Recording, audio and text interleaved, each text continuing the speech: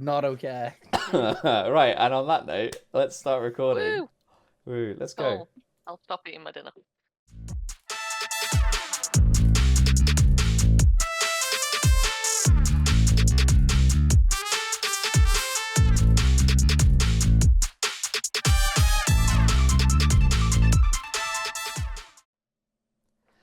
Welcome to the Catch Now podcast. This is going to be really weird, actually. Like, I've got the camera there and I've got the screen there, so you're just going to get a side profile for most of this. Sorry, people. Although most people seem to be listening on Spotify now. But Imagine side eyeing the viewer.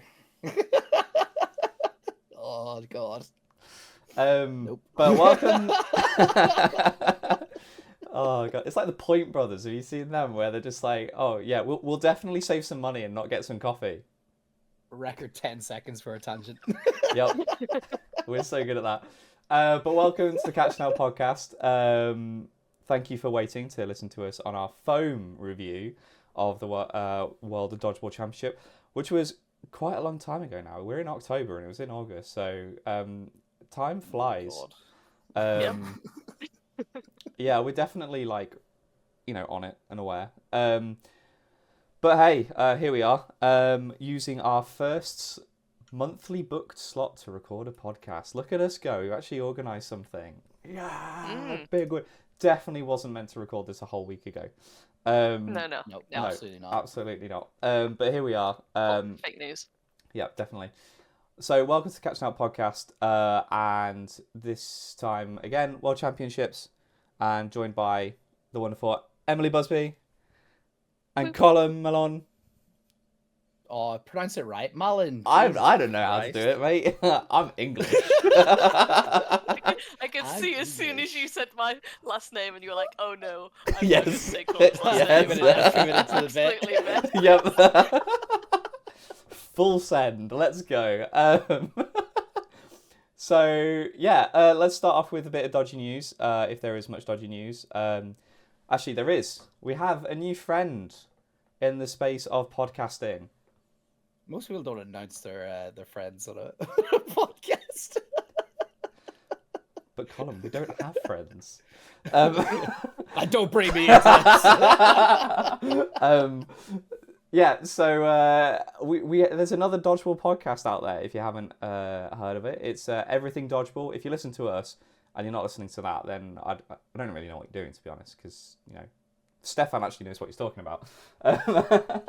And you've obviously got an addiction to dodgeball podcasts at this point. Yeah, I mean, yeah, if you're listening to us, definitely. So go give it a listen. It's on Spotify and a few other podcast places. I don't He's really put it know. on YouTube now as well. Oh, fantastic. Look at him. He's already on it. Professional podcaster at this point, really. But yeah. And he's going to be doing some interviews with some people around what happened at World Championships, different people's experiences, talking dodgeball. I'm looking forward to his he's doing a cloth versus foam episode, which I'm actually really looking forward to. I think that actually might be his first episode released, but I haven't listened to his first official episode. But yes, it sounds very interesting. Yeah. Other news, we did have some people contact us after our last couple of episodes, and wanted to just sort of put things straight for us, which we appreciate. We appreciate hearing about. So I think. I mean, the one that I heard about, Colin, and you're gonna love this one, is what happened with the whole France-Czechia situation. Spill the details, sir. So there was a what's it called, Emily? When you make you contest. When you contest a protest. Oh, it is a protest. Yeah, okay. That word. The protest was during the match. Okay, right. Oh, interesting. But the referee... No, the referee just ignored it and said, I'm right. okay. So the question is what happened afterwards, where they then came to the central admin team and said, hey, we protested this and they've done it wrong. What can we do about it? And then the central admin team were like, yeah, they have done it wrong. We better go back on it and replay the set. Is that the right thing to do? Is it not? No, but that referee should be given a massive slap on the wrist. Yes. if I it, agree. if it was a more if it was a professional environment, I would say a bit more, Yeah. you know. But obviously, volunteers and people get it wrong. I do wonder if that, because obviously later on in the competition, the referees started having a second referee with them, not that wasn't refereeing and was there to just be rules. So I wonder if that's why they got brought in, because I 100% probably think is. yeah. Yeah, So there was, I I very think much maybe agree for with the you there. knockouts or something like that. But I remember we went to one of the games and then one of the guys was like, "Oh, I'm just here to be rules," and I was like, "Oh, okay." Yeah, because I protested in that, and I was right, obviously, because I know the rules. Which was that they forgot to write in the rules that the ball retrievers can't go over the middle line. Yes. They just forgot. So I went over the middle line, and they were like, "That's a ball retriever fault," and I was like, "I think you'll find that that isn't a ball retriever fault if you check the rules. That is not explicitly stated, so I can go over this line." I forgot to write a rule. How is that a thing? I think that ended up being ruled like if you go over the middle line, it's okay provided you don't interfere with Touch the a ball. ball. Yeah. So you weren't allowed to get a ball from the other side, but I did see it basically being refed in different ways, because most It's referees were dodgeball. expecting you not to be able to go over the middle line. But it's only because I'm, really anal and read all of the rules really thoroughly before I go to competitions and write down any of the differences that I find, so I know what they all are. I mean, I was yeah, not that's expecting that to come out of your mouth, but yeah. that's yeah, that's that is a problem with the sport at the moment. Is the amount of rules and the rule sets we have to deal with, and all the referees that have to deal with it in the different countries that to be interpret fair, slightly differently. It's an issue in a lot of sports, right? Like Oh, yeah. internationally, they referee a lot of things to different standards. Like it's not something that you can ever completely remove. No, But and especially as an amateur sport with no. yeah, exactly. You know. It's all Yeah. volunteers, and you can train people up as much as you want, but there still be a lot of, personal opinion on how to referee a game that comes into it. But in Yeah. this instance, I still think that it's massively wrong to bring back a game that's already been played out and result given. Now, the referee's wrong in the instance if he just waved off the protest and went, "I'm right," because I'm pretty sure there's a rule that they have to bring in somebody to check the rule, right? Yeah, or like you basically you're meant to check a copy of the rules. Yep. So Yeah, it was something along Yeah. those lines, right? So the Yeah. fact the referee didn't do that is very wrong, and I do appreciate that it's an awful situation to put somebody in, but you kind of just have to let it play out. Bringing it back and making them play, the final, 90-second set or whatever it was that ended up getting played out is just so harsh and wrong because like it's just a completely different game at that point, right? And you've mentally completely changed the view of it in the player's eyes as well. Just yeah, I don't think you'd ever see that in any other sport. I don't know if that's ever been a thing because like I know in football, like whenever red cards happen and they end up getting rescinded, like it's not gonna you don't replay the game. The only We thing are could comparing think of, like professional sports to non-professional sports, but it's the rule set's still the same though, right? Where if you can in the best of your ability. So like let's say the referee gave out a red card to somebody at the event and then they went over the rules and it turned out it wasn't a red card for whatever reason, right? You would reduce the penalty. But you wouldn't go back to the game and replay it as if it was a 6v6, you know what I mean? yeah. So I would still apply that kind of mindset to the incident. Yeah, so I feel awful for everybody involved. Yeah, my take on it was that personally I'm used to a what happens on court stays on court kind of thing. Yeah, and there is always that argument of well, just be better and don't make it, put the game to bed, but don't get the let the referee get involved, which I'm always for as an argument. I do understand the spectator side of it. Of this was a darn good game to watch, and it's just a shame that this referee decision kind of got in the way with it. It's going to happen at this point of the sport when we're still growing, we're still changing rules left, right, and centre, and people are still getting used to it. So I kind of accept that, but I still would have as a precedent, don't like this. I think also Max said that it shouldn't set a precedent because this was a genuine mistake, it will never happen again. Can't guarantee Mistakes that. are gonna happen though. Yeah, it Can't is, guarantee and That puts more pressure on the referees. it does. And sorry, Max, I'm probably greatly misquoting you here, so I do apologise for that. But yeah, it at least from what I remember about our conversation, and sort of, I still lean on the side of what happened, what's been should have been. But I understand why you did it, and I understand why the decision was made. Don't agree with it, don't like it, but also I think it's fair to say that actually, as a community, we understood and respected the decision of the federation, and also no one's looked to abuse it, which I think is also the important thing as well. So I think that's, good on the community, good on WDBF for making sure that that hasn't happened in many cases. Not the ideal situation, but as best could be, I reckon. Yeah. Anyway, moving on. Was there any more dodgy news? Go on. One more, which is kind of half a block. For anybody that's interested in foam, after we've had this podcast, England trials for the foam squad are next weekend. So sign up by the 10th if you're interested in playing foam for England. Thanks, guys. Please tell me that's a sponsored ad, right? We get a little cha-ching for this. Is this why England Lions started following us? Because they wanted a plug for the foam. Is that the payment? Yeah, is that the payment? Yeah. Oh, we'll give you an extra follow. Go on then. No, actually, what we really like is another subscribe. So England, sort that out, please. Yes, I'm Nick, sure. I reckon you post this on the 14th of October. Outrageous. I mean, to be fair, after you've robbed all the regional league teams of all their players because they're going to be going to this trial now, that's fantastic. So, anyway, priorities, Yeah, I don't think I had anything else really to say, or I haven't really seen much else going on. No. Nope. Cool. So on with the podcast, and we're going to go into foam, men's foam first of all.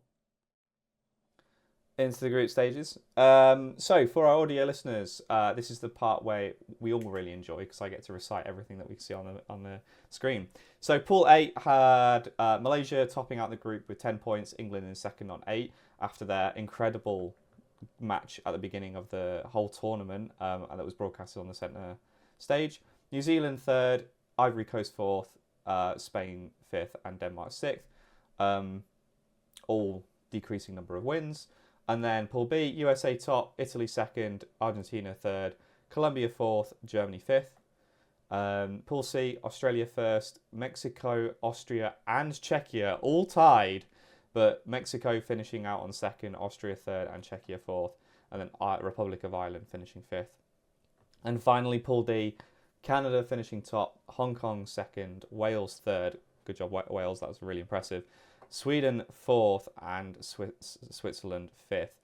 And in terms of qualifying, there was a round of 16, just like in cloth, and that meant that the top four of every team, of every group, got through. So, in the case of Pool C, where you had that three-way tie, didn't matter; they all got through. Just meant the seeding was different. So yeah, I guess the first one to talk about is the one that I actually remember watching and did watch because I wasn't there. The Malaysia-England match, which was on the show court for the first day after the whole, what do you call it, opening ceremony. Yes. I was wondering where you're going there. And that I think, correct me if I'm wrong, I think that was the best game of that day, of the three matches that were shown. Yeah. This was a class game. Yeah, it was really good. And England really showed that they kind of know how to play foam. I think that's the nicest way to put it. I think it's a bit harsh. I think they really showed that they. I mean it in a positive way, yeah. Yeah, it was the kind of. I was like, yeah. I mean, I don't want to say, oh yeah, they really know how to play foam, and then Malaysia's just like, well, hold on a second, like, because Malaysia. No, but. No. Yeah. But England did play really well, and it was a great match. It wasn't necessarily like a tactical like setup that cost England. It was just the quality in Mm. Malaysia just shone through. That's quite different. It's more England now have to learn how to better themselves as individuals, because as a team they looked really Mm. tight knit for the majority of the game. You know, experience probably also played a part in a game at that level again. But overall, I thought they should have been really proud of how that game went. It was a lot closer than I thought it was going to be. Oh yeah, definitely. Just Well, particularly. well, that's the thing. I think most people were expecting, oh, you know, England are going to be rubbish. It's going to be a walkover. I mean, leading up to the tournament, like, you could hear a lot of people saying, oh, well, you know, the people that are playing foam are just the people that didn't make it into cloth. Like, that was the sort of assumption going in, is that people hadn't necessarily got into the foam team on their foam merits. They were just there because we were just the leftovers, I which was still not said it true. bad and badly though for the funds. No, you're completely right though. I don't think many people thought that it'd be an absolute walkover, but I don't think they expected England to go back at Malaysia as well as they did and survive a lot. And I think Malaysia probably thought the same. I think Malaysia, from the first couple of sets that I watched anyway, they weren't their they didn't look like their usual selves of being just super aggressive in your face at all times. They seemed to kind of like take a step back and all. Maybe it was to kind of, you know, eye up the competition kind of thing. Like obviously they know better than me, but it took them a bit of time to get a bit of momentum on their side and really show England the level that they have to reach if they want to be competing for the medals in the future. But England definitely laid down the gauntlet and said, you know, we're an improving nation, getting better every time. Like I was much better display than not Cancun. What was the Edmonton? Edmonton, yeah. Yes. Thank you. And if they keep growing at this rate, and which they're doing, like with the phone league and everything now, like it's becoming more and more competitive. And it'd be really interesting to see how they do in the coming years for sure. Yeah. Yeah, my main thing, like watching a lot of stuff back, like watching, you know, like USA play Canada or USA play Malaysia, my main comment from watching all of that is it's just so much quicker than, like, the ball's out of their hand quicker, they're moving quicker, they're like catching quicker. Like it's like we're playing, like, you know, not everybody in England, but like a lot of the European nations, it's like you're playing on like half speed, like compared to them. That was, Yeah, and 100%. that's the thing we've just got to get there, is like get used to that, is everyone else is just so quick. The technique of everything, like yeah, like you see on Instagram, Matt Wheels always posting about his like the complete change in his throw to make it shorter, so that you get that quicker throw, not just from the speed of the ball, but in the like the speed of the release, and how quickly you get into that movement. Because you're hearing it a lot more from the foam players who are also trying to play cloth at the same time, that they're getting a lot more pain in their arms because they're like trying to keep that foam movement in cloth, and it just isn't working with the ball type. And it's or just crazy. being Benji with his underarm cloth throw. My gosh, that boy is gonna break himself. Listen, I'm just letting him do his own thing. I've Yeah. stopped trying to help him at this point. I think the dear. other thing that I'd heard was Malaysia and New Zealand were somewhat strapped for cash in terms of getting players here. So I know Malaysia didn't bring a mixed or a women's team either. And I don't think this was necessarily Malaysia's top team. It sounded like they were a bit limited by funds to get here because they spent a lot to get to Edmonton, which is understandable. But yeah, they still played really well. What would that starting six look like then? Oh. That actually would be very good to see. But yeah, it was impressive turnout by them nonetheless. The only other group game that I watched, which I was very impressed by, was the Canada-Hong Kong match. And that was really enjoyable to watch. And I think it was more of a case of how well Canada handled Hong Kong. I don't think either team technically played badly, but Canada just seemed like one step ahead. And in terms of managing Hong Kong. That's the only way I can describe it. It wasn't like outfiring them, dodging better or anything like that. They just controlled Hong Kong in a way that was really quite impressive. And the thing I love to see afterwards, and like this just I like to see it more often, but like we have to remember this is dodgeball, and like it's just like as soon as the game was over, Hong Kong just like gathered in a corner, and they had like a full like they knew the court was empty afterwards, and they sat there for the entire empty session afterwards, just discussing tactics, going through like team maneuvers and stuff like that. And I was just like, I love this. I love the fact that they're just like, we've got a problem. We need to sort it out now. Let's sort it out. Let's go again. Let's make sure we got the energy. I absolutely love that, and the team, and the way that like you saw the coaches had the chat first, and then like the leaders in the team step up and start talking. Like, it was great to see. It was really great to see. Yeah.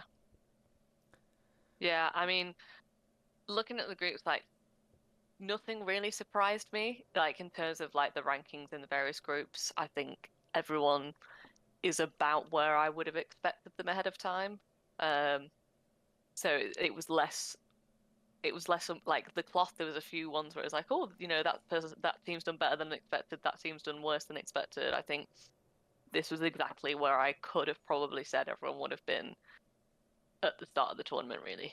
I think the Wales-Sweden one surprised me because Sweden did very well at the NEC foam tournament.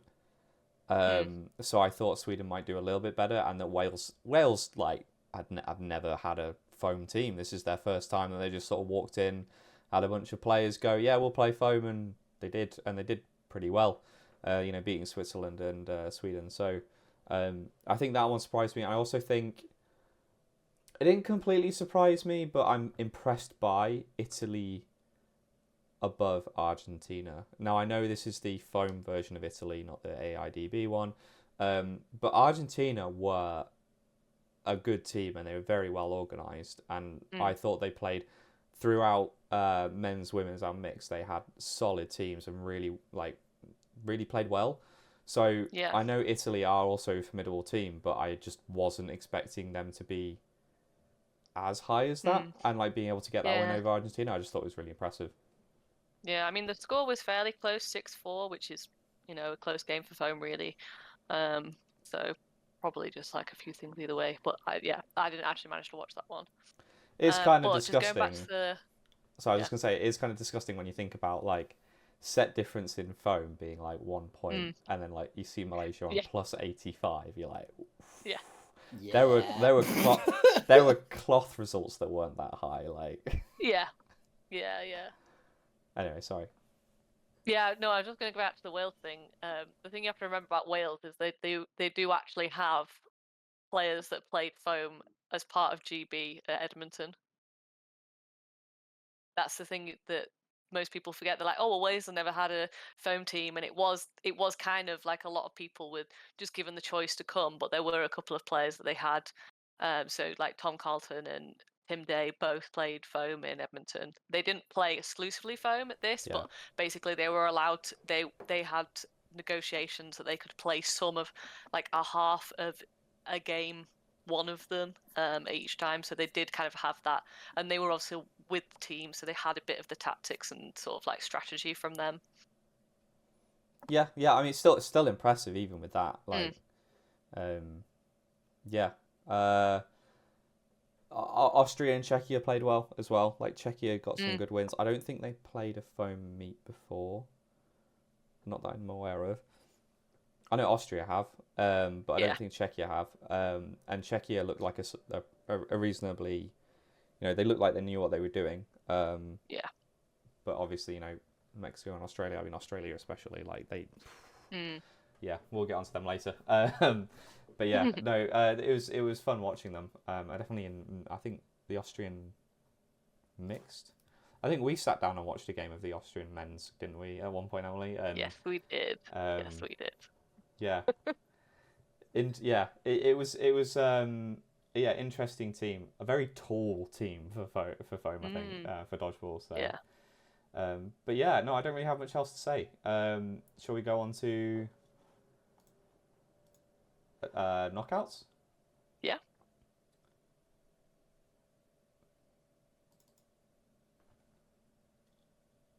Hey. So yeah, round of 16s first, and then quarterfinals, semi-finals, then the final and third place playoff.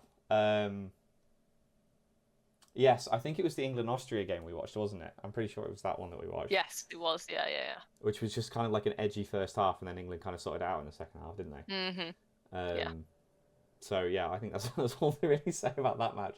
I don't know. You said you've watched a lot more of the playoff games, so I don't know which ones you want to pick out.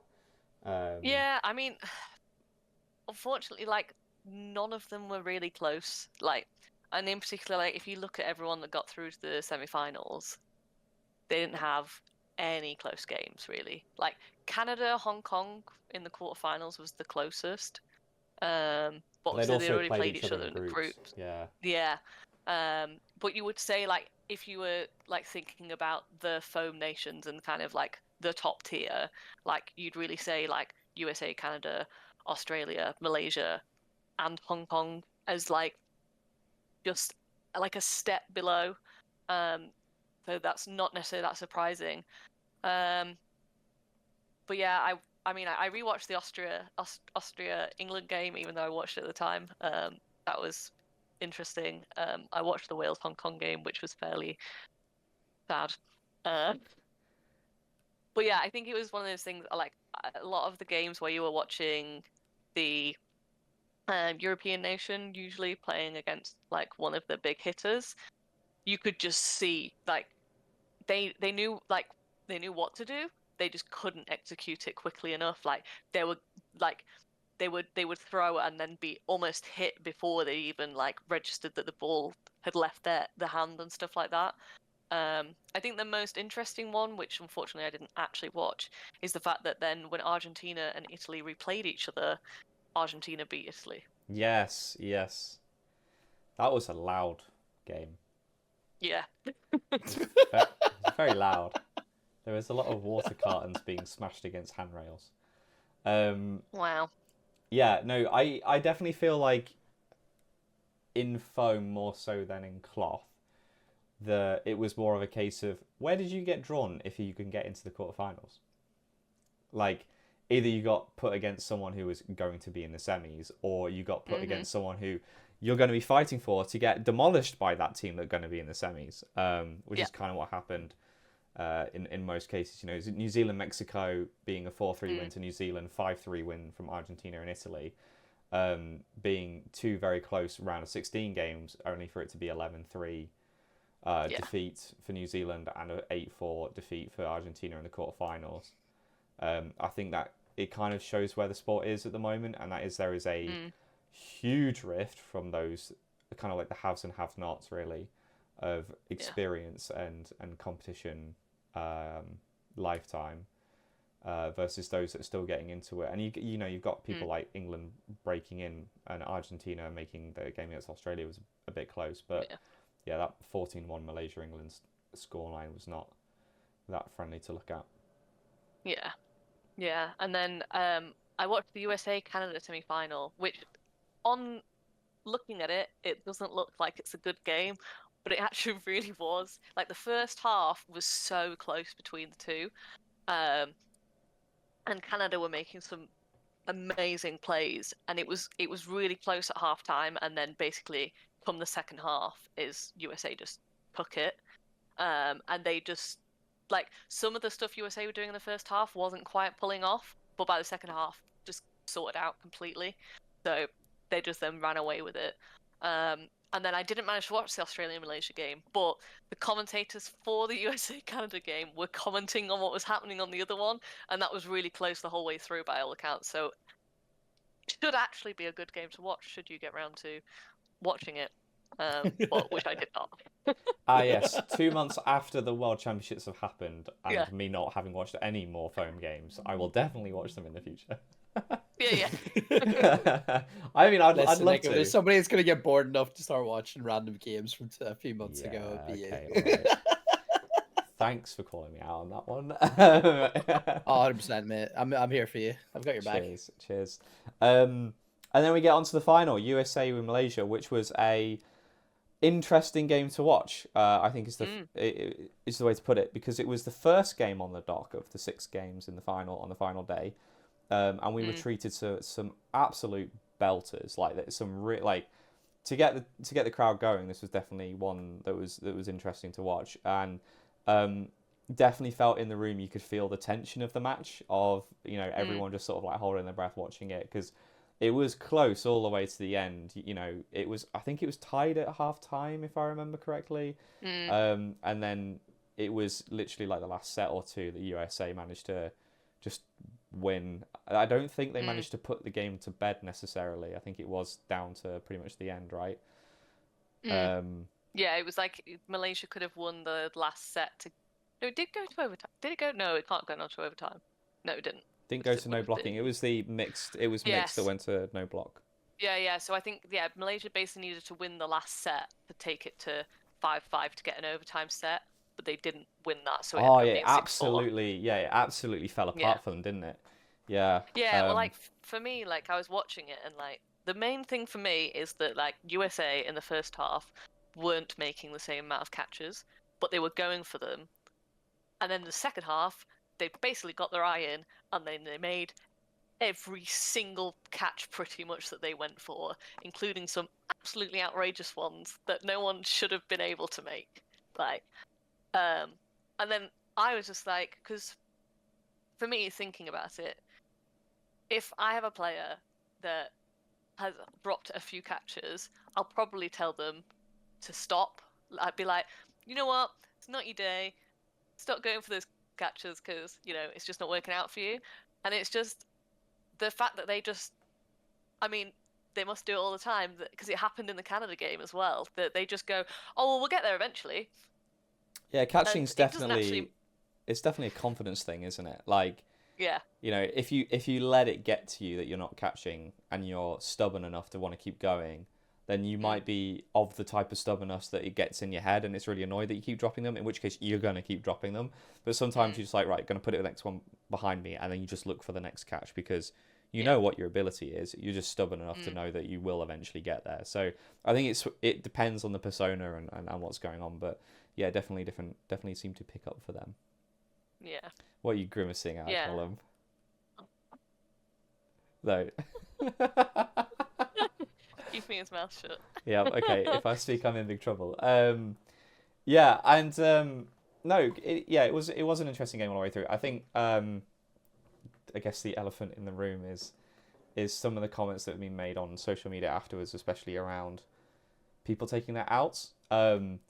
And there is definitely a case of this is a European cloth people's perspective on the Mm. world of foam. So please take this with a massive grain of salt and understand that we do not play foam 24/7. So this is just like, at least my view. You guys can say whatever you want.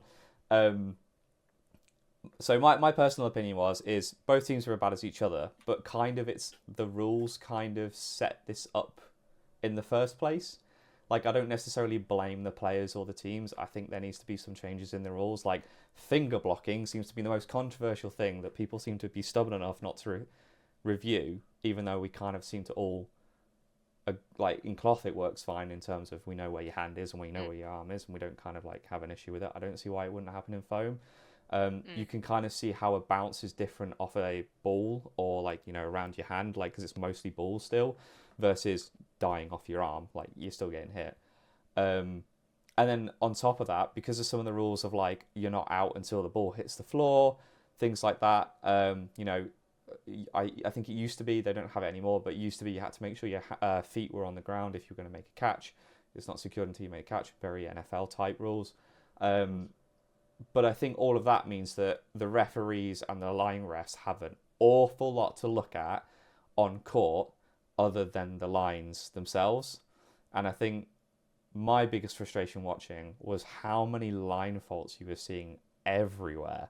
Like, the amount of people that were making catches with 2 feet right over the line, not even like on the line, like behind Mm. the line off court, and then stepping forward and then making, coming back on court as if like nothing happened. I don't think they would have been aware that they were fully off court. Yeah. But the fact that the line ref next to them was more focused on whether or not they were making a block, a catch, or a hit, and not on where their feet were seems kind of ridiculous. Like, surely it should be clear enough. A hit should be clear enough from a center ref perspective that the line ref should be able to check. Are they on court or not? That's my personal view, and I think it's more of a the rules need to change to kind of make the referee's life easier. But it's just an opinion. Don't kill me for it. Yeah, I mean, for me, like, the middle line was the worst one. Like, there were so many middle line faults, and this is the thing that really peeves me about the world rules. So for anybody that doesn't play European dodgeball or British dodgeball, don't quote me on the European dodgeball. Need to check that, but definitely British dodgeball. We have something called the honesty rule.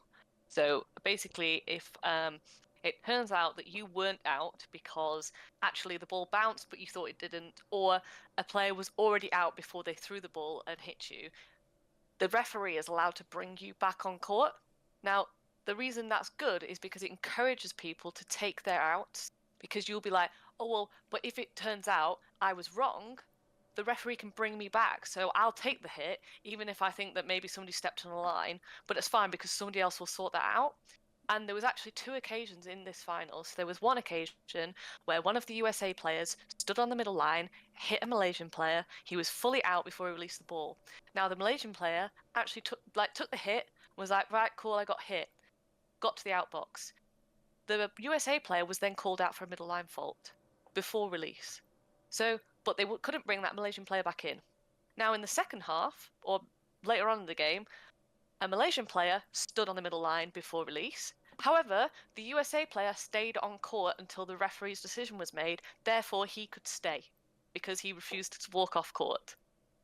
And that's the difference. Essentially, the same thing has happened, but just because this man doesn't step off the court, he gets to stay. And it's like, but why should that Malaysian player be penalised due to the fact that the middle referee missed that initial line fault at the time and didn't immediately go, no, you need to stay in?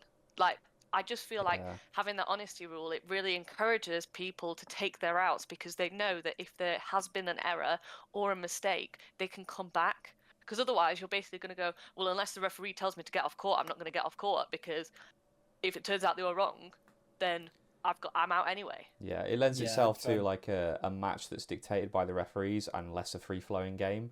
Like a game where you can watch and go, oh, that definitely happened. Not a game that you have to be like, you have to wait until a referee says something to know what happened. In a game of dodgeball when there's like 5 or 6 balls flying around, you kind of just want it to naturally flow. You don't want to have to be waiting on what the referee says. But yeah, sorry, go on, Colin.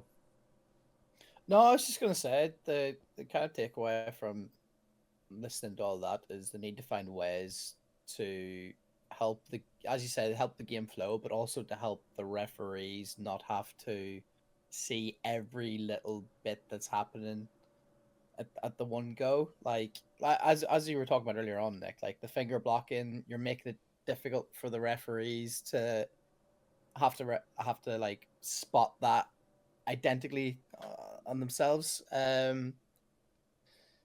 The line faults, I've no idea how they weren't picked up on. Was there only 2 referees for the whole thing? Was there? No, there was a corner, 4 refs in the corner and 2 centre left. I fully watched them. They're not watching the lines. They're watching what's happening with it. They're tracking balls, and that they had specific foam referees for foam matches and cloth referees for cloth matches. And with the cloth one, you could see they would follow the ball and then lock onto the player and focus on what's going on with the player and the line. Whereas in foam, they were always angled away from the line. They were more focused on where the ball seems to be going, which just it seems like they know what they're doing.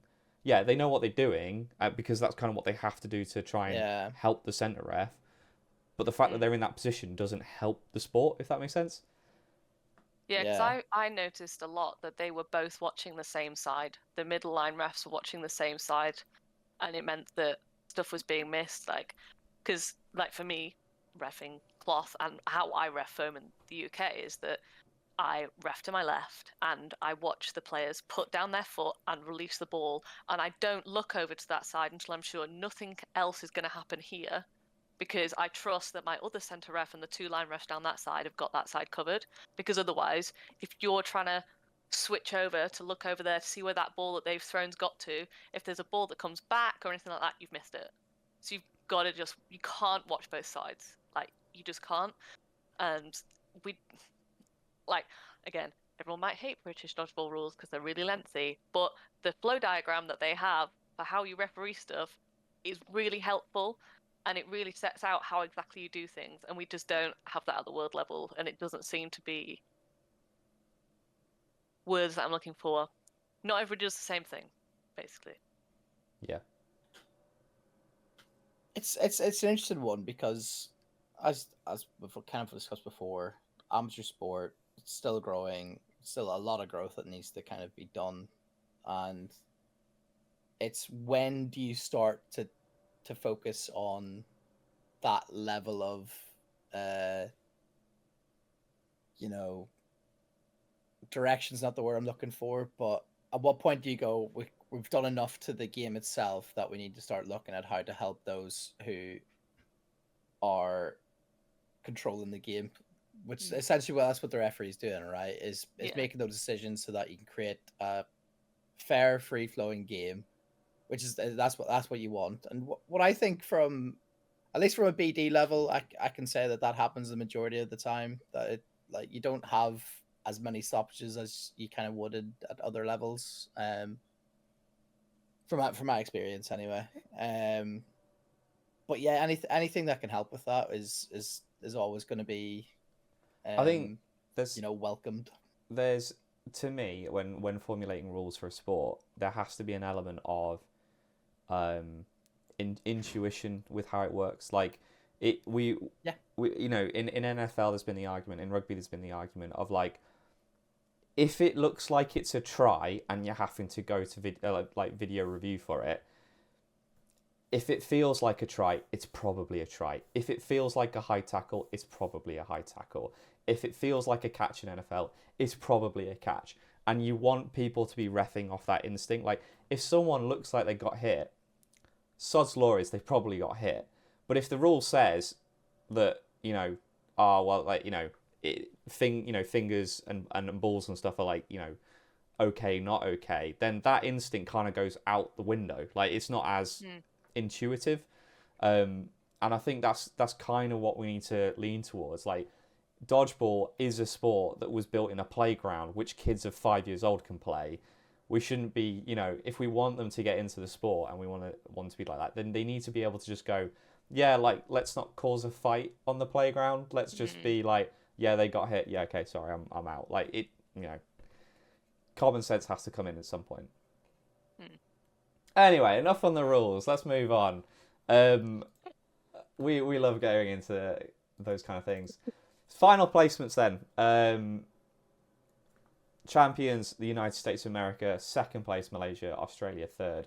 After a pretty good win over Canada in terms of an impressive win.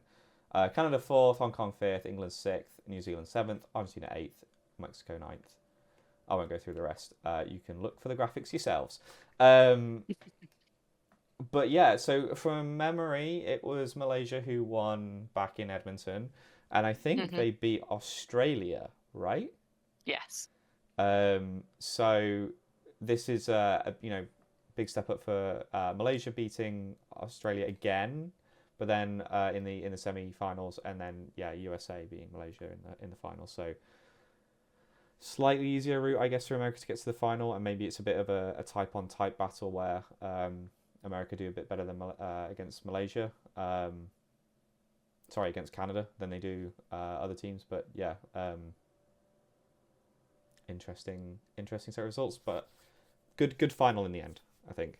Yeah, it was very enjoyable to watch, despite frustrations. And having spoken to Nico from Australia, I think they were pretty happy with third. But obviously they want to go further and try and get for that win after their performance at Edmonton. So, but yeah, I heard that Australia had a lot of fun while they were here and had a good World Championships overall. So I think especially after we discussed their cloth performance as well, like Australia has a lot to be pretty happy about, to be perfectly honest. Yeah. And then also like a big up for like USA, because obviously like at Worlds last time they came 5th, so they've Oh wow. yeah. I think they've had like a lot of new players come in for all of their squads, and I think they really put a concerted effort into improving from last Worlds. Because I know there was a lot of disappointment with the placements at last Worlds, but yeah, so you know, 5th to 1st is a pretty good jump. You can be happy with that. I think Yeah. there was the whole because obviously the Olympics happened a bit before this. There was the whole debate on who won the World Championships dodgeball, and it's like if you do it by everyone else's standard, Austria won it because they got 3 golds. But if you do it by Yes. USA standards, USA won it because they got the most medals. Like, and I think dodgeball memes did something about that, and I was just like, yes, that is exactly how it works. So yeah, but no, really big well done to USA, because I think it's still impressive considering how they finished in, getting that second place in men's cloth as well. They didn't just stop at getting third place like they did last time in cloth. They did a really good job in improving in cloth as well. So I think that's definitely a superpower in dodgeball right now. Any other thoughts? Do we have much of them? I have other thoughts at general, but we can move on and cover those as we go along. Let's do that. I love this. That's a tantalizing. Listen to more of the podcast as we go. Let's go. Because the amount of people who just drop off and just don't listen to the rest of the podcast, absolutely outrageous. What are you doing? Like, come on, listen to the rest of us. We've got so much to rant about. Anyway, women's foams, 2 groups, and 2 groups, one of 6, one of 5. Top 4 go through. It was a quarterfinal type thing. So in Pool A, we had Hong Kong in first place, Australia in second place, Austria in third place, Argentina in fourth. They were the 4 that qualified. And then Mexico and Czechia just missing out. Then in Pool B, Canada topped the group, USA second, England third, Italy fourth, and Sweden fifth. Having 2 groups really gives you the whole like group of death type thing. Like it is impossible to get away from it. Yeah. But yeah, I mean, I think England and Austria can walk out with their heads held high that the set difference at the end of it was -1 and -7. That's pretty good going. Yeah, I think I only watched Sweden versus Italy of the women's group, to be perfectly honest, group games. Because I was there taking photos. I thought it was really impressive how Sweden got 2 points on the board even though they didn't win a game. I think that's really impressive as well. God, I love playing spot next mistakes. Yep. Love you, buddy. Yeah, I'll let you take it away from here. Yeah, no, Sweden, Italy. It was a classic foam moment, and I think it was Sweden, Italy. It might have been No, it was a Sweden, USA, and it's from the set that I think I took this picture from, and there was just like a full 5-minute set 1v1. There were 2 timeouts taken in the set, 1 from each team, like during the set. It was the longest because Sweden were just like, yeah, we're just going to block and survive. And USA just really didn't want to get caught. And it was just like, oh. Like, this is the downside of foam for me, is like when you're in a scenario where there's no incentive for the losing team to want to step off court or anything like this. There's no incentive for the winning team to want to like hunt down more set points or give it, risk giving away a set. And if the play styles of both players mean that they are kind of defensive players, then there is no incentive to win the set. And in cloth we have that kind of like, right, if there's no incentive to win the set, then fine, you both get 1 point. Congratulations, move on. Let's get going. But yeah, no, that was kind of. I say it's kind of painful. It was also interesting to watch from just the like who's gonna balls up first, because you knew it wasn't going to be won by the fact that someone absolutely hammered someone else and got through their block. It was going to be a case of yeah, someone went for a fishing or someone actually made the Yeah. catch, you know. But yeah, that Yeah. was the only review of that match. Yeah. I didn't watch it, but the Australia Hong Kong score was surprising. I think I would have thought Australia would have taken Hong Kong, but it wasn't close at all. But then Hong Kong put their strongest their women's team this time. So like a lot of countries this time had separate mixed women's and men's squads, which we can get into detail when we go to mixed. But and then there was I did watch the Australia-Austria game. And there were some interesting thoughts from the commentators on some of the Australia games that they had a lot of new players in the squad, and there was some of their sort of their better players that played in Edmonton were on the bench quite a lot. Obviously, they were saying, and I say, don't know the details about that, whether there's been any injuries or like loss of form or something like that since Edmonton. But yeah, it was interesting, and yeah, when I watched Australia play Austria, which was close, she says, questioning and checking the score We'll be right now. right back. 7-6 it was, yeah. So essentially, it looked like Australia played like a B team in that game, but it was just really weird. Like they were fishing loads and not making catches, and like they just didn't dodge. Like they just didn't seem to move very much at all, and they were just getting hit quite easily. And then Austria were just making drop catches, and then they were doing multi-ball attacks to hit out Australia, and they just weren't getting that back in return. So it was just really odd, like watching them. It just looked quite disjointed and not what they played like in Edmonton. So yeah, that was just a bit odd. So having watched the Austria game, it doesn't surprise me that Hong Kong beat them. But yeah, I wouldn't have thought that going in. Then the other group game that was really interesting to me was Canada versus US, which was really close. And surprising because of what we go to in the final. So it was 7-5 was the group game, and for anybody that talked to me at well, this will be a common phrase from Emily, but essentially for the Canada USA game, blocking was a trap for both teams. In that they were both attempting to block and just getting hit, and didn't establish at any point that maybe they could just dodge instead of trying to block and failing. Because dodging is a trap, everybody. But yeah, and there was loads of catches from both sides, so it was actually a really good game to watch.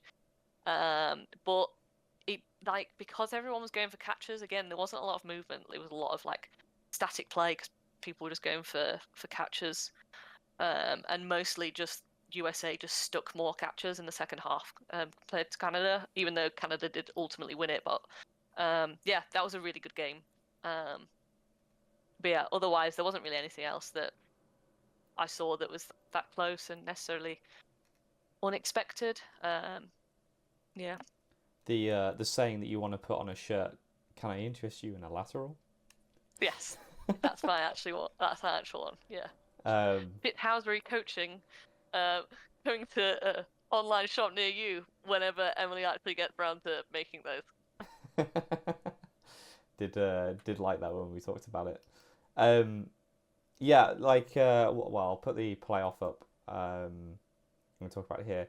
I got the feeling from Australia they had very much two types of players, and that was those that were like talented but less experienced, and those that were very tactical players, like had a lot of tactical nuance, and were very much more throwing players, and had that ability.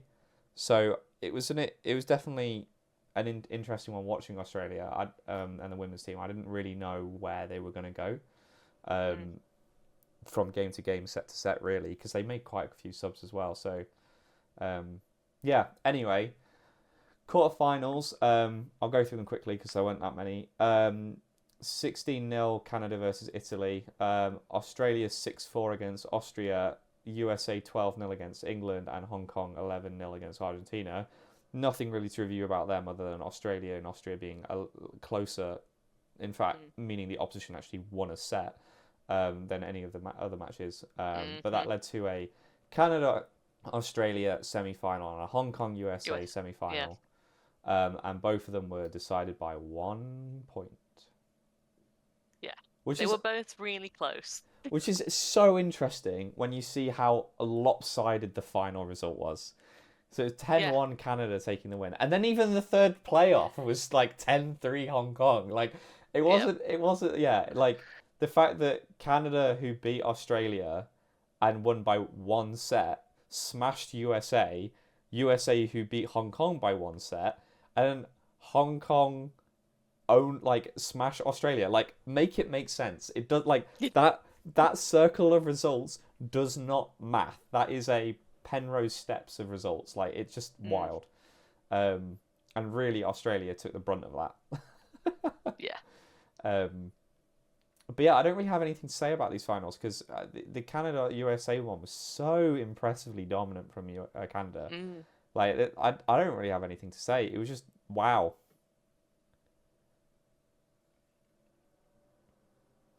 Yeah, cool. You summed it up pretty well, to be honest. Neither does anyone else.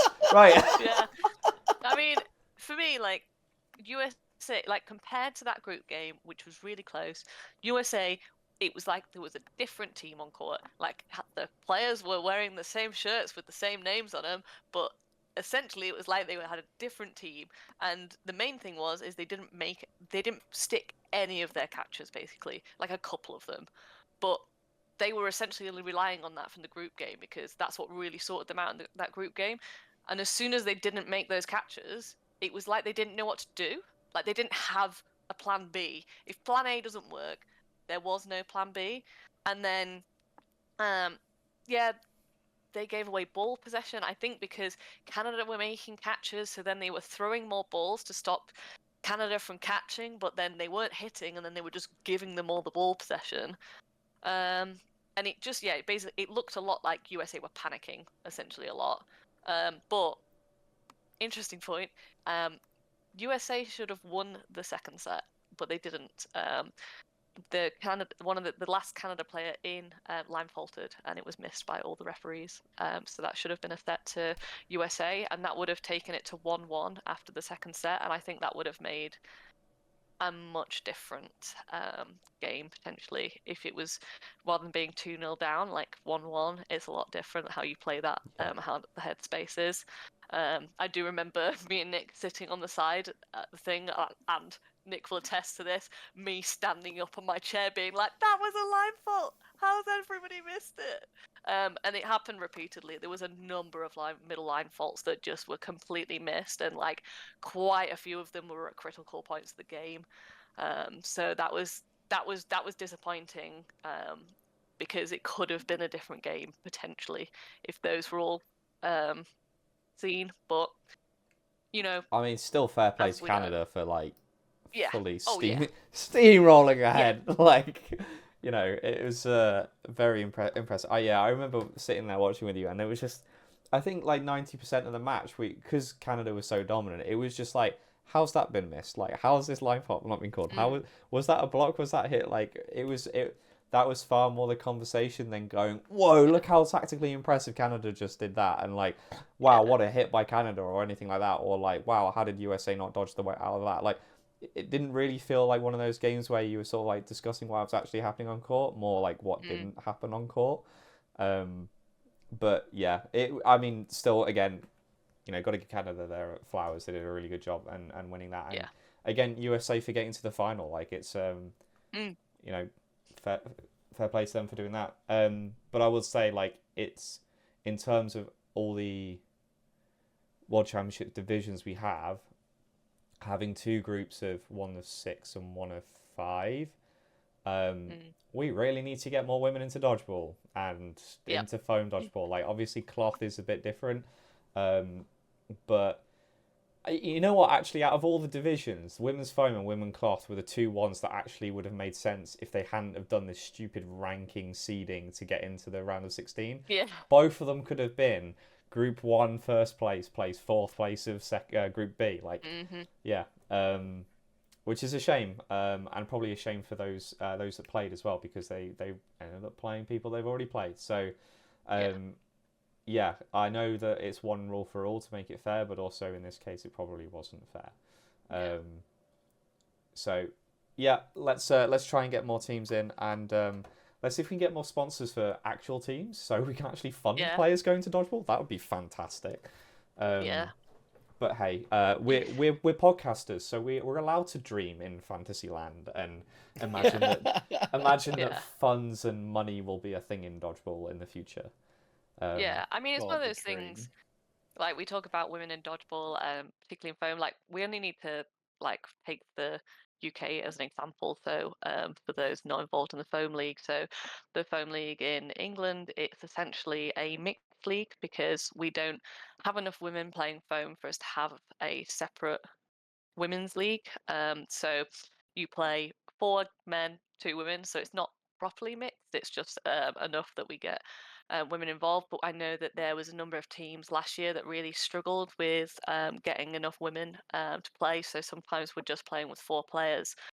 So there was a conversation had this year about whether that would be relaxed and whether teams could bring less women, or that they could get rid of the requirement to have women, but you could still have women on your team. But luckily, they've kept it so you still got to have 2 women on the team. But it's quite one of those things. It's quite in danger because if you make it so it's just an open category, essentially a lot of those teams are then no longer going to take the women, because the way they see it is if they're playing with 2 women on their team, but they're playing against a team of 6 men, well, we're at a disadvantage now. So yeah, it's really difficult. And the only way we get more women involved, because me and Nick have talked extensively about this previously, is that not everybody wants to play mixed. Like, particularly if you're new to foam, you're not confident with your throwing. It's a different way of catching. You don't necessarily want to go to a league where you're going to get absolutely annihilated by some really fast throws, because you've got to think the amount of England squad members that go to that foam league, and that's not a great introduction for a new woman playing foam. No, but we absolutely just not. don't have enough women to have our own separate league. And then it also means that because when we go to Worlds, there's a women's backline, which I hate. We we all don't do, play Emily. that. We all do. It's Yeah, fine. yeah. So we don't play that, and we just don't have that opportunity. I think even the people that hold training sessions, I think there's only maybe 2 clubs in the country that can get enough women to have a women's court, and that's not even guaranteed every session that they do foam. So yeah, it's just we're not going to get better until we get more people into it. But also, how do we get more people into it if the mixed is the format that we have? It's pretty difficult. Which kind of brings me to another roundabout point, which was that the foam nations generally did better at cloth than the cloth nations do at foam. Yeah, and it's kind of what I went to back before, saying that it's so fast, the throws are faster, the movement's faster, and for me, going back to cloth now for the last 2 opens, it's almost like playing dodgeball in a different mode. It's so much easier to make catches in cloth now, having now made them in foam, because you just have to react in foam. You just have to put your hands on the ball without thinking about the fact that you're putting your hands on the ball. So then you go back to cloth and you've got so much time to think about it. It comes at you for ages. But it just means that as a result, trying to go to foam where it's so much faster, the ball moves and you're not used to the ball moving, because in cloth it just goes straight. And the only thing you can do with a cloth ball is play with timing. So you can delay it a bit and do stuff like that and try and catch something out with the movement. But trying to react to a ball that curves towards you as you move away from it, the only way you improve that is by playing it. And we just don't necessarily have the players or the consistency in Europe yet to be at that level. And I think until we start getting to that level, I don't think we're going to be able to compete with the likes of USA, Canada, Hong Kong, Australia, that have that, and they're playing week in, week out against those higher level players. I mean, the one good thing is that obviously unless it changes, there's meant to be a Foam Euros next year, which will be the first time that Europe has competed at Foam, and I think that goes a bit of the way to starting to build it up. But I think, unfortunately, I think it's going to be a slow process because we're not going to be playing like the likes of USA throws or Canada throws week in, week out. And until we can develop those players that play like that, I think we're going to struggle to play against it when we go to Worlds. I would caveat that I think the Foam teams that have done better at cloth are definitely the teams that have a non-foam like variation. So rubber being what I'm alluding to there is USA doing so well. They have experience with what rubber's like, and rubber's not, in terms of the mechanics of throwing the ball, is not wholly different to cloth. And I would doubt Canada are that far behind in their experience of rubber or something similar as well. Whereas I think, well, Australia have had cloth for a while in Australia, so they have some experience with it. Whereas places like Malaysia and Hong Kong, etc., they don't play cloth at all. I don't think, or at least Malaysia do, but they're not allowed to play the whole politics thing. So yeah, it is interesting, and we will take a while to develop. But I like starting with any sport from kind of scratch. It will take time, and there's a whole podcast we could do on women in dodgeball and getting more women involved and what the best way to do it is, because they're like, the more I talk to people about it to try and understand and get better at sort of like enticing people to play dodgeball, is there's sort of like 3 different sides of it, which is like, 1, the whole social stigma around playing sports, 2, wanting to play a competitive sport and actually showing interest in a competitive sport, and 3, playing against men or with men as well and being used to that and being like, yeah, I'm like, bring it type attitude, really, which we've got plenty of in dodgeball, don't get me wrong, but it's like, how do we make that enticing for the right people? How do we work on it and that kind of thing? So yeah, let's leave that one for another podcast, because we could definitely go into it, and I'm sure there are lots of people throughout the world listening to this that will be interested in that and also have their own opinions. And we've spoken to people in Europe about it a lot. I'd love to speak to more people in like the Americas and Australia, etc. How you guys are doing it, but yeah. But anyway, on to the final results. Canada taking the win comfortably over USA. Hong Kong in 3rd, Australia 4th, Argentina 5th, Austria 6th. England in 7th, Italy 8th, Mexico 9th, 10th Sweden, and 11th Czechia. So 11 teams, which actually, we still got to take as a win, because that is the 11 teams in women's is the same number of teams as the most populated division back in Edmonton, which was 11 teams for men's foam. So it's still growth, and it's good to see it, but yeah. Still a long way to go to get to the 26 teams we had in other leagues. But yeah, I know Europe have done a lot of heavy lifting in just numbers there. But yeah, no, cool. Any other thoughts on women's before we go on to mixed? Nope. Groovy. We're already in an hour. How have we done an hour and 10 minutes? I don't time just disappears. But it doesn't disappear when you're playing dodgeball, because it's a great game. Mixed foam pools. Pool A, USA finishing top. England, whoop whoop whoop, go Emily. Came 2nd. We're not biased on this podcast at all. We are completely neutral. No, absolutely not. 3rd place Mexico. New Zealand 4th. Spain 5th. Germany 6th. Which meant all 6 teams qualified. And then Pool B, because there's only 3 pools. Pool B, Australia top, Sweden 2nd, Argentina 3rd, Italy 4th, Ivory Coast in 5th, Colombia in 6th. Pool C, Canada, Hong Kong, Austria, Japan, Czechia, Chile. Yeah, the only 2 teams that weren't able to qualify were Chile and Colombia, and I remember that Ivory Coast Colombia match, the absolute scenes from Ivory Coast when they got their win. They were over the moon. And yeah, we've talked about them before on the previous podcast, but they were vibes, and they were Yeah. bringing the energy. Absolutely loved Ivory Coast.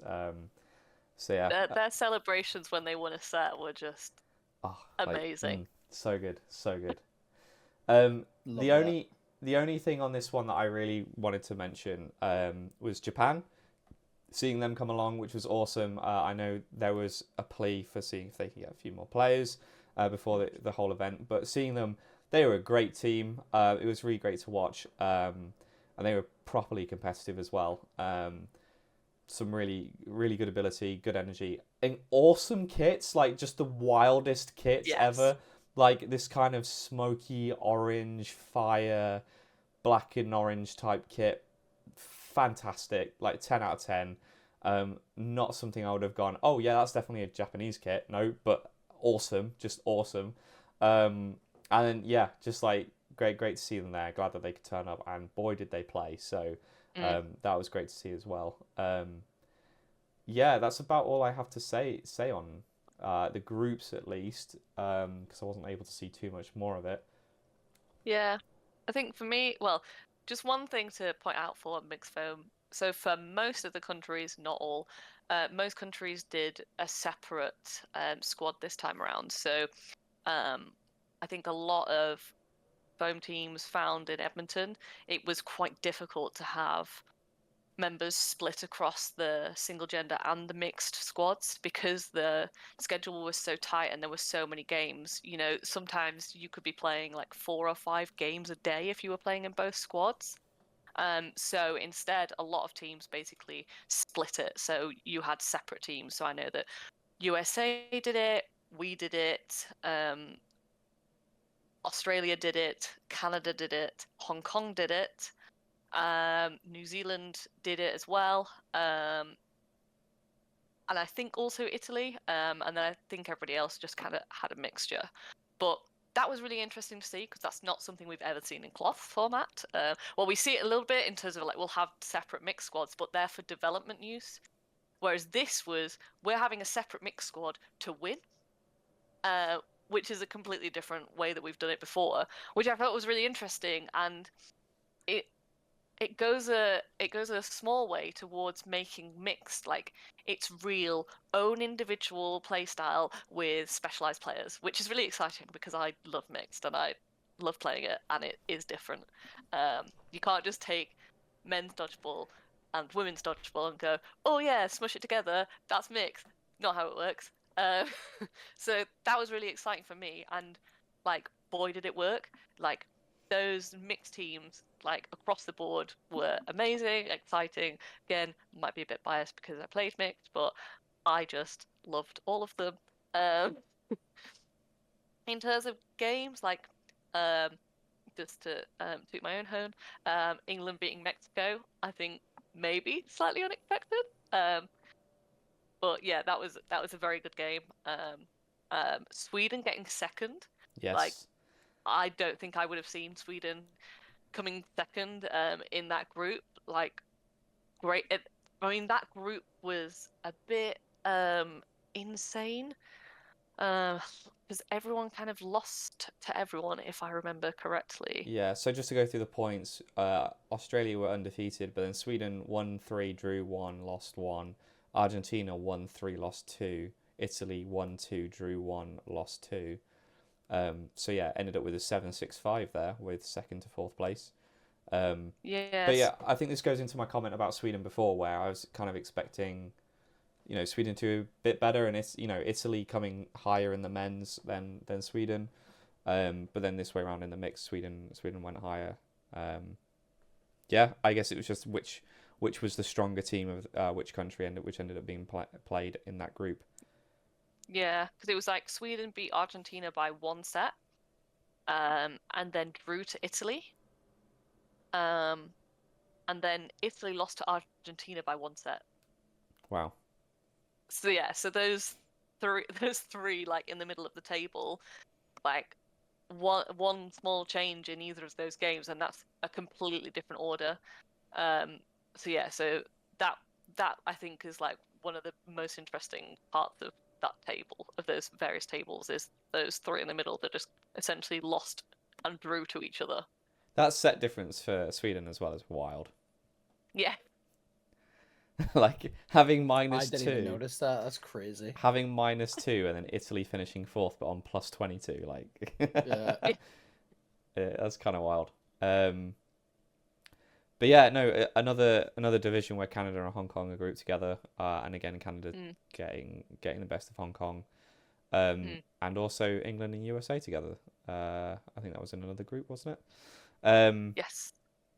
Yeah, it was in the women's, wasn't it? We just did it. Mm-hmm. But yeah, Germany qualifying on their first time round. Oh yeah.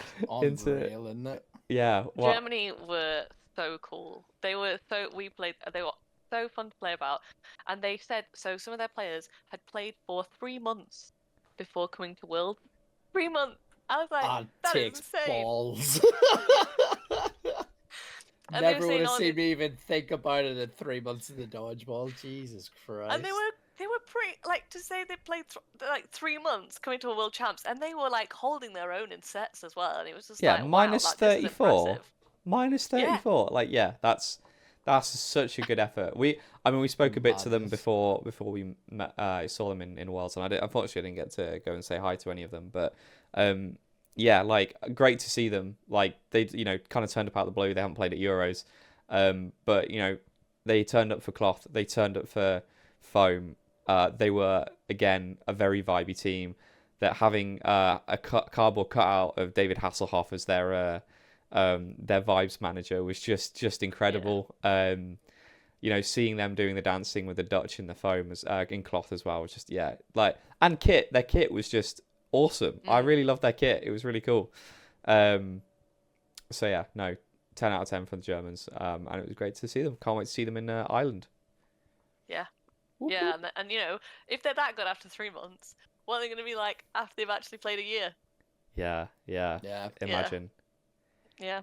Can you? Like, Well, that's such a learned experience as well for being so early, and I imagine a lot of people would have been like really nice and spoke to them about the game and stuff like that. Like, I imagine they probably had a great time there as well. Oh, Sounds yeah. like they did anyway. Yeah, definitely. Right, on to the knockouts.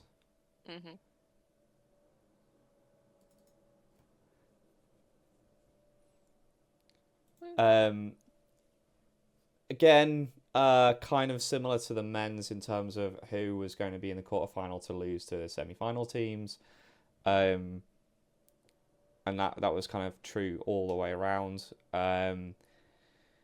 Tough game for England against Hong Kong. That was the closest of them all. But then, yeah, USA absolutely pummeling Hong Kong, and then Canada and Australia was relatively close. I definitely think the final is what we're going to spend the time talking about, though, because what a final! This is by far my favorite final. Yeah, if you want to like have an advert for A dodgeball, B foam dodgeball, that's your match.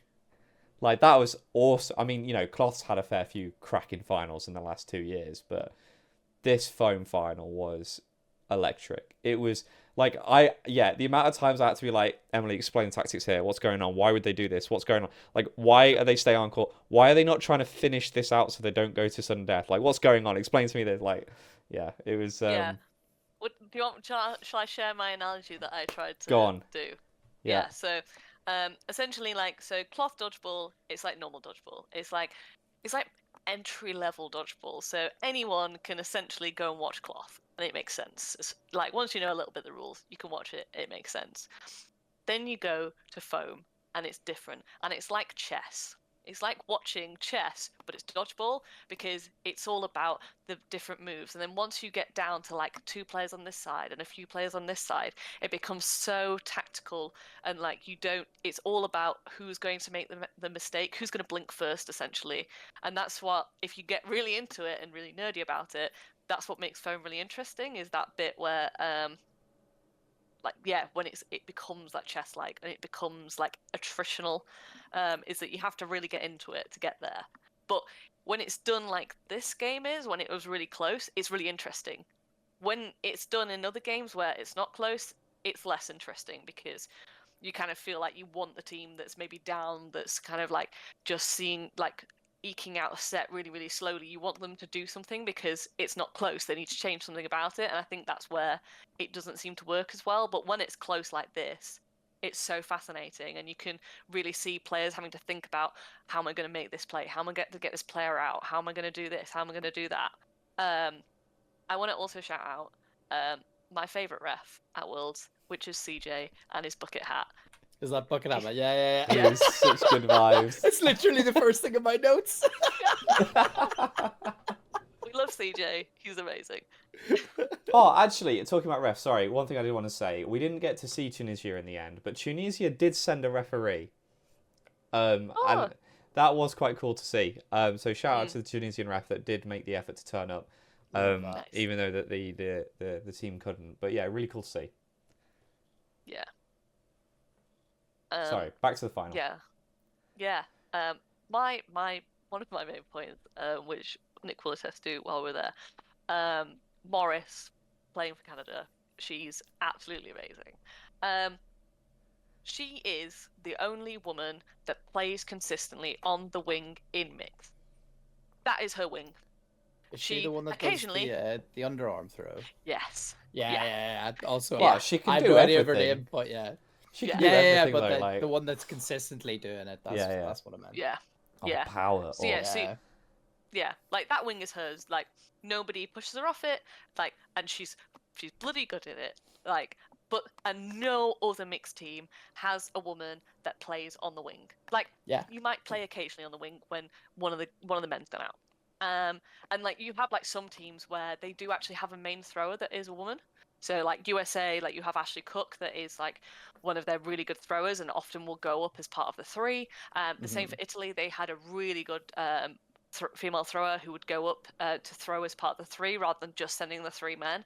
And that's so impressive because it's one of those things like it is difficult sometimes as a woman in a mixed team because you are seen as having a particular role, as doing a particular thing that you are not as strong as the men, so therefore you should not be throwing and you should not be on the wing because you're not as strong as them. But like absolute credit for Morris for being on that wing and absolutely smashing it. And I just want to be her. That would be great. If somebody could arrange that, I would be best pleased. I think the other thing that I noticed as well was that definitely with Canada and Japan as well, I noticed they were two mixed teams that I noticed that the tactical callers would frequently be one of the women players. Mm-hmm. So in terms of like what we're going to do, who we're going to be targeting, which meant that you had a lot of female throwers. So especially with Canada, you always had the play caller, Morris, and then usually one guy if they had a guy that's still left in. That were throwing, it felt like. Sometimes they would take a step back and call from behind and then send other people up. But it did definitely feel like that. And like, it's just cool to see, really. Like, not that I don't think in cloth that we particularly think that way. We just always dictate left wing is therefore play caller. Yeah.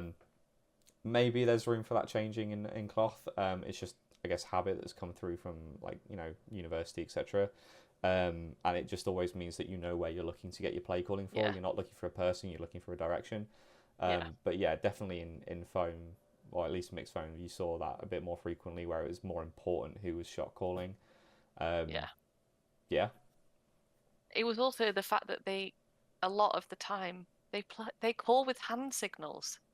So like Canada in mix, they call with a hand signal and it's like behind the hand and they like point or they like do this. I don't know what any of them mean, but like they all know what it means. And I'm like, how do you what it is, it's actually it's an inside joke where they're playing rock paper scissors with the other winger. Yeah. Like just to see what's happening. Because you winner gotta keep throws. Oh, we need to bring that in, like at the back of court, winner throws, no idea who's gonna do it. No, but yeah, no, I get what you mean, and I definitely know like Italy do it in cloth as well, and I don't know how you get that much information across with hand signals, especially with one hand because you need to hold the ball with the other. Like, I don't know, it is impressive. Don't know how they do it. Yeah, one of the things I just like the USA and Canada teams were just great. Like watching them on court, they both had amazing chemistry. They all absolutely gelled together. like also Lucas is captain for USA. He's absolute class. Shout out to him. He also played really well in that final. I'm really annoyed that I've got some really good notes, except that I've not attributed them to anybody, so I don't know what they mean now, which I did at the time, such as I've written a comment that says that catch at the end of No Block. I can't remember who made it, but apparently I was really impressed by that, whoever that was. Must have been a Canadian player. I don't know. Yeah, but yeah, it was like this is like the Malaysia USA game, like for men, it was good, but it was hampered by, some of the, issues with people not necessarily taking their hits and stuff like that. I didn't see that at all in this game. Like, people were taking finger blocks. Like, nobody had any questions. Nobody was like arguing about it. It was a good, fair game, and everyone absolutely smashed it, and it was so good to watch. I mean, like, because USA, they went down, like, at first. I can't remember how far they were behind, but to bring it back all the way to overtime, like, was just insane, and absolute credit to them. And, like, the fact that the only person on that mixed team for USA that was there last time was Ashley Cook. Otherwise, it's a brand new mixed team, which is not the case with Canada. Most of them are players that were there last time. It's a lot of returning players, but yeah, just amazing. And there goes my battery. Oh, it was so close. For those not watching on YouTube, Nick is now a black space. Yeah. Okay, I'm gonna stop recording and like give me 10 minutes to recharge my battery just a bit. Cool. Hey, we're back. Yeah, apologies for that. Nick decided to not have a dummy battery for his camera, so it ran out of charge. But Emily did finish her point, hopefully, fingers crossed. So if you see me freeze on YouTube, I do apologise, but probably for the best, to be honest. He's probably nervous. Yeah, fair. Was there anything else you wanted to cover on the mixed final? Other than it was a great game, go watch it. Incredible plays from both teams. Great example of how sudden death and overtime works in foam. And also, I would challenge you, actually, if you're not a foam player, or even if you're starting to play foam player, to like watch it and like put yourself in the scenario of both teams going towards that overtime set and the no blocking, and what you would do at no blocking and before, and if you'd do anything different. Because I think there's a lot of talking points around their strategy, and I'm sure Colin really wants to do some analysis videos, so I'm sure at some point we'll get onto foam and we might even analyse that match. So oh my god, me analysing foam wouldn't go well. That might be something that we're able to analyse. So yeah. Any more thoughts? Nope. No, not for me. Just nice. Fantastic. Well done, everyone. We are working on 10 minutes of battery charge, so let's see how we go. So mixed foam results: Canada win, take the gold medal. United States of America take second. Australia take third. Hong Kong fourth. And then find the graphic to see where everyone else finished. Yeah. Anything to go through in terms of placement? Only comment is Japan making it to 11th. Great to see. They made it into the top 16 in the round of 16, but they also then made it to 11th, which is, I think, fantastic. Ivory Coast also finishing in 14th. Really great for them. Yeah, and I think Germany, without technically winning a game, coming 16th. So nice. Well Love done it. them. But that, this just shows the importance of never giving up in a match, because every set counts, and this is an example why. So, yeah. I think the only thing for me, which is an overall thing from everything, is that with how well a lot of the European teams did, I think it makes for a very exciting Euros, because I think that more of the games will be closer in terms of foam Euros than we had at Worlds, and I think that'll be really interesting to watch and see who tops it. Because I mean, like Italy did really well. Like I think we had England were the best European men's foam team, Austria were the best women's foam team, and Italy were the best European mixed foam team, with I'd love to everybody else kind know. of lining up behind it. I'd love to know what happens in a foam Euros, because this Italy aren't part of EDF, so will they be invited? Yeah, I don't know. That's the politics of dodgeball to sort out. On the next episode of Dodgy News, Nick is the peacemaker between Italy. absolutely not. I have spoken to people involved in that, and I am well aware that it is not one to get involved in. No. But okay, yeah. Let's head on to the closing scene. So yeah, I mean, there's a few more things I guess to cover in terms of the overall competition and foam and how it went. Obviously, our views in terms of full disclosure. Again, reminder: we are generally cloth players, usually, other than Emily, who sequests into foam when it's usually summertime, probably. Yeah. Some people have winter and summertime sports. Emily just plays dodgeball and just changes which version depending on the time of the year. Yeah. Who needs an off season, right? Not my body. Not me with about 50 injuries. Yeah. Yeah. That's fine for somebody coming towards the end of their international career who definitely has a number of injuries to just not have an off season. I don't think we're accepting that you're allowed to have the end of an international career. Some of us are in denial, Emily. Not let alone you. Like, we're in denial as well. So no. I guess piece of housekeeping. We will be doing hopefully another episode in the beginning of November, which will be a Dodgy News episode, and this will be going into the new format of our podcast, where we'll be doing a monthly podcast and we'll be chatting about something. We have no idea what we're going to talk about yet.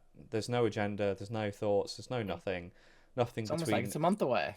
Yeah, nothing between any of these 3 years here. Like, absolutely no thoughts. Yeah. Clueless, really. Although, an interesting topic that's been brought up about women's dodgeball. So, just to open it up, following on from that, we'd like to hear people's opinions, and then we can potentially have a discussion topic based on that. So, She's so good at send us this. some Honestly, messages, how would we guys. survive without you? Yeah. And if you maybe even wanted to hear it played on the podcast, give us a voice note and let us know whether you'd want to hear it on the podcast or not, because we can take callers. He says in quotation marks. We have had some people already message us about women's dodgeball and how certain teams have been playing. We very much appreciated that. I don't think there's anything to really cover on the podcast itself, but it was really interesting to hear those thoughts and views, and definitely something we'll keep an eye out on and try and keep our minds open to. But it's just really interesting to hear everyone's thoughts about dodgeball, which is kind of the point of the podcast, is to get people talking about it, because we all talk about it so much anyway. Why not, bring it out into public? But I think that's mainly it from our point of view. I don't know how we'll be doing on in terms of graphics, but we'll try and get that up. Bucks will be starting soon, which is the British University Championships. Is that what it's called? I don't know. British University College and Sports. Universities and Colleges Sport. Sure. Something like that. Yeah, basically the universities of the UK start playing dodgeball around this time, because they start going back to university. So yeah, we'll probably mention a bit of that. Some new rule changes in BD, which were interesting. I'd love to hear your thoughts on that as well. Some of which are changing to European rules, which European are now changing the rules back to what they were meant to be in the first place, which is hilarious. Just a rules episode, to be fair. A whole rules episode, yeah.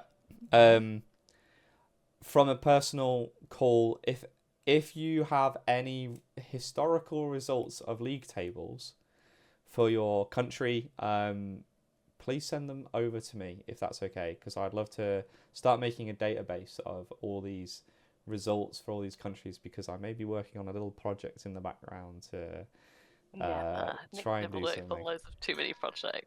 Not at all. Not while I'm currently homeless and going through the worst job experience of my life right now. But yeah, no. But yeah, if you could send that through, that'd be really cool. Yeah, give us a like, subscribe, go listen to all the other Dodgeball podcasts, and yeah, let us know your thoughts. And if you're listening to this for the first time, as someone not from Europe, which you probably are if you listen to it from a phone perspective, go listen to our other content and see what's happening in the UK and Europe with Dodgeball elsewhere. You might learn something new. But that's all from me. I've gobbled on way too much. What? Bye. All right. Bye. See you on the next one.